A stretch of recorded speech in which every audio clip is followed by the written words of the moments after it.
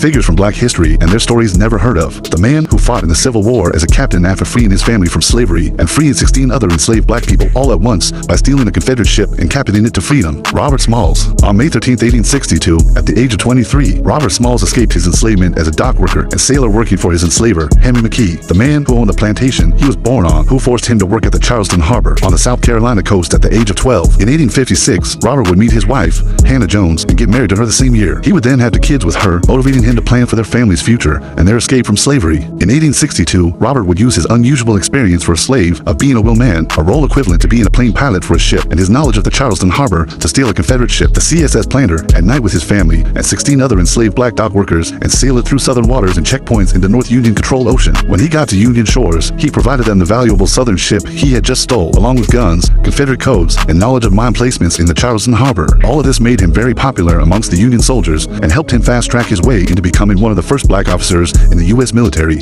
A year into becoming an officer, he would take command of the Planter, the ship he escaped on, as its captain. He would then spend the next 3 years fighting battles at sea on the southern coastal front of South Carolina, Georgia, and Florida, while advocating for letting black soldiers and black people to get a chance to fight for their people's freedom. When the war ended, he went back to the plantation he was born at and bought his former slave master's home, the Big House, and turned it into a center for black community action. He would then, 2 years later, begin his political career by getting elected as a congressman for South Carolina's House of Representatives during the period immediately after the Civil War, where the South was rebuilt, known as Reconstruction. He would use his position in office to advocate for black interests and Union Army protection for black communities and get re-elected 5 times for his efforts. After serving his last term in Congress, rather than retiring, he would spend the rest of his time and efforts giving speeches on what black people can do to succeed while advocating for his people. Comment the black history figures you'd like to hear from. Subscribe for more.